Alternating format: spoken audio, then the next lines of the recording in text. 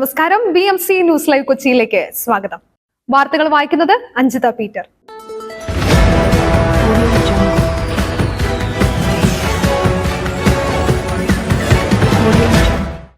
ഈ വാർത്തകൾ നിങ്ങൾക്കായി അവതരിപ്പിക്കുന്നത് Leotech solar solutions, Trivandrum, Ernakulam, Thrissur, Kannur, Chennai and Coimbatore.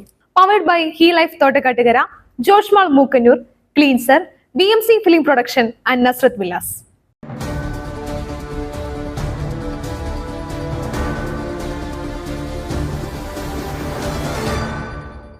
ആൾദൈവത്തിന്റെ കാറിന്റെ പൊടി ശേഖരിക്കാൻ തിക്കും തിരക്കും.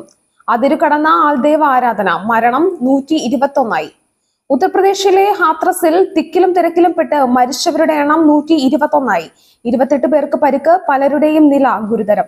അതിരു കടന്ന ആൾദൈവ ആരാധനയും സുരക്ഷാ സംവിധാനങ്ങളിലെ അപര്യാപ്തതയുമാണ് ഹാത്രസ് ദുരന്തത്തിന് വഴിവെച്ചതെന്ന് റിപ്പോർട്ടുകൾ. ആൾദൈവം യാത്ര ചെയ്ത കാർ നീങ്ങിയപ്പോഴുണ്ടായ പൊടിപടലം ശേഖരിക്കാൻ ജനങ്ങൾ തിക്കും തിരക്കും കൂട്ടിയതാണ് അപകടത്തിന് പ്രധാന കാരണം.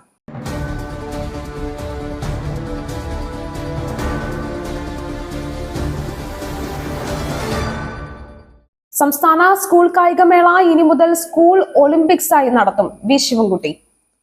സംസ്ഥാന കായികമേള ഇനി മുതൽ സ്കൂൾ ഒളിമ്പിക്സ് എന്ന പേരിൽ അറിയപ്പെടുമെന്ന് വിദ്യാഭ്യാസ മന്ത്രി വി ശിവൻകുട്ടി.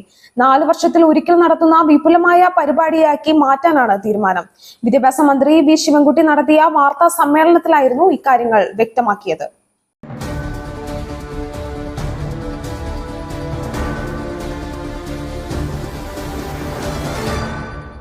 നീറ്റിനെ രാഷ്ട്രീയവൽക്കരിക്കുന്നത് ദൗർഭാഗ്യകരം. അഴിമതിക്കാർക്കെതിരെ കടുത്ത നടപടി. പ്രധാനമന്ത്രി പാർലമെന്റിൽ. അഴിമതിക്കാർക്കെതിരെ കടുത്ത നടപടി തുടരുമെന്ന് പ്രധാനമന്ത്രി നരേന്ദ്രമോദി പാർലമെന്റിൽ. അഴിമതിക്കാർ ആരും രക്ഷപ്പെടില്ലെന്നത് മോദിയുടെ ഗ്യാരണ്ടിയാണെന്നും പ്രധാനമന്ത്രി വ്യക്തമാക്കി. നീറ്റ് ചോദ്യപേപ്പർ ചോർച്ച നടന്നുവെന്നത് തികച്ചും തെറ്റായ കാര്യമാണ്. എന്നാൽ ഈ വിഷയത്തെ രാഷ്ട്രീയവൽക്കരിക്കുന്നതും രാഷ്ട്രീയ നേട്ടത്തിന് ഉപയോഗിക്കുന്നതും ദൗർഭാഗ്യകരമാണ്. വിദ്യാർത്ഥികളുടെ ഭാവിക്കെതിരെ പ്രവർത്തിക്കുന്നവർക്കെതിരെ കടുത്ത ശിക്ഷ ഉറപ്പാക്കുന്നുണ്ടെന്നും മോദി വിശദീകരിച്ചു.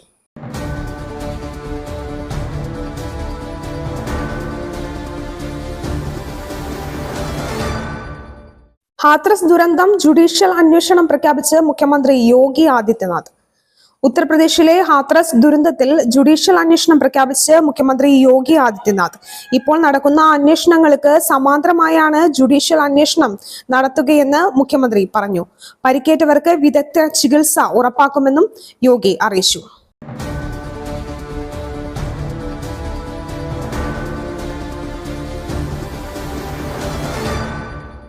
മണിപ്പൂരിലേത് ഗോത്ര സംഘർഷം. അമിത്ഷാ നിരന്തരം ഇടപെടുന്നുണ്ട്. നരേന്ദ്രമോദി.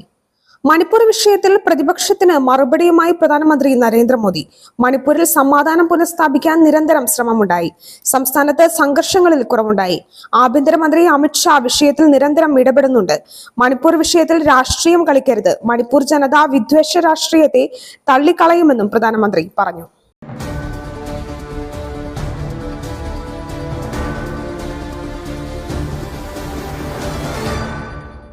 SFI ക്രിമിനലുകളെ നിലയ്ക്ക് നിർത്താൻ CPIM തയ്യാറാകണം. കെ സുധാകരൻ.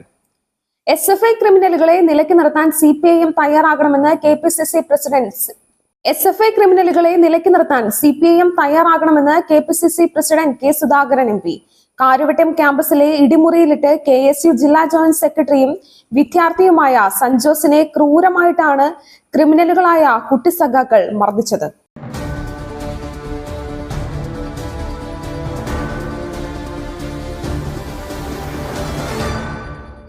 ഭൂപതിവ് നിയമ ഭേദഗതി ഓഗസ്റ്റിൽ പ്രാബല്യത്തിൽ വരും. റവന്യൂ മന്ത്രി കെ രാജൻ. ഭൂപതിവ് നിയമ ഭേദഗതി ഓഗസ്റ്റിൽ പ്രാബല്യത്തിൽ വരുമെന്ന് റവന്യൂ മന്ത്രി കെ രാജൻ. നിയമ വകുപ്പിന്റെ അഭിപ്രായവും നിലവിലുള്ള കേസുകളും പരിഗണിച്ചാകും ചട്ടങ്ങൾ തയ്യാറാക്കുക. പട്ടയഭൂമിയിലെ കെട്ടിടങ്ങൾ നിയമവിധേയമാക്കാൻ ജനങ്ങളിൽ നിന്നും ഫീസ് ഈടാക്കില്ലെന്നും മന്ത്രി കെ രാജൻ പറഞ്ഞു.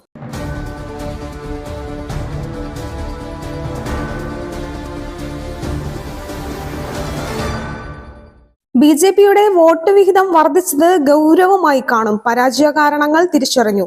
സീതാറാം യെച്ചൂരി. ലോക്സഭാ തെരഞ്ഞെടുപ്പിലെ പരാജയ കാരണങ്ങൾ തിരിച്ചറിഞ്ഞെന്ന് CPIM general secretary Sitaram Yechury. ആവശ്യമായ തിരുത്തലുകൾ ഉണ്ടാകുമെന്നും സർക്കാരിന്റെ പ്രവർത്തനങ്ങളിൽ മാറ്റം വരുത്തണോ എന്നതടക്കം അടുത്ത സംസ്ഥാന കമ്മിറ്റി ചർച്ച ചെയ്യുമെന്നും സീതാറാം യെച്ചൂരി പറഞ്ഞു.